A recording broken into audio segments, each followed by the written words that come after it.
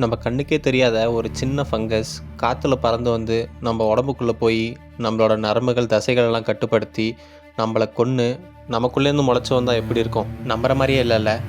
ஆனால் இதெல்லாம் எறும்புகளை வச்சு உண்மையாலுமே பண்ணிக்கிட்டு இருக்கு இந்த ஜாம்பி ஆண்ட் ஃபங்கஸ். அடர்ந்த மழை காடுகளில் சின்ன சின்ன எறும்புங்க தெரிஞ்சுக்கிட்டு இருக்கும். அப்போ கண்ணுக்கே தெரியாத குட்டி ஸ்போர்ஸ், அதாவது அந்த ஃபங்கஸோட விதை காற்றுல பறந்து வந்து எறும்போட மேலே விழும். இப்படி ஒரு விஷயம் நடந்ததே தெரியாமல் எறும்புங்க அதுங்களோட வேலையை பார்த்துட்ருக்கோம். ஏன்னா எறும்பு கண்ணுக்கே தெரியாத அளவுக்கு அவ்வளவு சின்னதாக இருக்கும் அந்த ஸ்போர்ஸ். அந்த விதை ஒரு வகையான கெமிக்கல் என்ஜைமை ரிலீஸ் பண்ணி எறும்போட தசைகளை தொலைச்சிக்கிட்டு அதோட உடம்புக்குள்ளே போகும். எறும்புக்கு எந்த ஒரு வலியும் இல்லாமல் எறும்போட சத்துக்களை உறிஞ்சி சிங்கிள் செல்லாக இருக்கிற விதை மல்டி செல் ஃபங்கஸாக உருவெடுக்கும். கொஞ்சம் கொஞ்சமாக வளர்ந்து எறும்புக்கே தெரியாமல் அதோட உடம்பை கண்ட்ரோல் பண்ண ஆரம்பிக்கும். எறும்பு மற்ற எறும்புங்க கூட சேராமல் அதோட கூட்டுக்கும் போகாமல் தனியாக வந்துடும். இப்போ கடைசியாக எறும்பு இறந்து ஃபங்கஸ் முளைக்கிறதுக்கான நேரம். இதுதான் த டெத் கிளைம்ப்.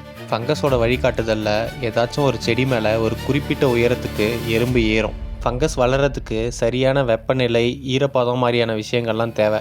அந்த இடத்துக்கு எறும்போட மூலயமா அந்த ஃபங்கஸ் போய் சேரும். சரியான இடம் அமைஞ்சதும் எறும்பு ஒரு இலையை அதோட வாயால் பிடிச்சி கவ்விக்கிட்டே செத்து போயிடும். கொஞ்ச நாள் கழித்து எறும்போட தலையிலேருந்து ஃபங்கஸ் முளைச்சி வெளியே வரும். சின்ன காளான் மாதிரி இருக்கும் பார்க்குறதுக்கு. அதோட நுனியில் சின்ன சின்ன ஸ்போர்ஸ் இருக்கும். அந்த ஸ்போர்ஸ் காற்றுல பறந்து போய் மற்ற எறும்புங்களை கொன்று அதுங்க வளர்கிறதுக்கான வேலையை பார்க்கும். இது போல் லட்சக்கணக்கான ஃபங்கஸ் காட்டுக்குள்ளே இருக்குது. ஒன்றொன்றும் ஒவ்வொரு எறும்புக்காக பிரத்யேகமாக தன்னை தயார்படுத்திக்கிட்டு அதுங்களை கண்ட்ரோல் பண்ணி அதுங்களை கொன்று இதுங்க வாழுதுங்க. இந்த மாதிரி ஃபங்கஸ்னால் மனுஷங்களை கண்ட்ரோல் பண்ண முடியுமானா இப்போதைக்கு இல்லை. முக்கியமான காரணம், நம்மளோட பாடி டெம்பரேச்சரில் அந்த ஃபங்கஸ்லாம் வாழாது. அப்படியே அது வந்தாலும் நம்மளோட நோய் எதிர்ப்பு சக்தியெல்லாம் தாண்டி நமக்குள்ளே போய் அது வேலை செய்கிறதுன்றது ரொம்பவே கஷ்டம். ஒரு வேளை எதிர்காலத்தில் ஃபங்கஸ் இன்னும் பவர்ஃபுல்லாக அதை அடாப்ட் பண்ணிக்கிட்டு மனுஷங்களை கண்ட்ரோல் பண்ணாலும் பண்ணலாம்.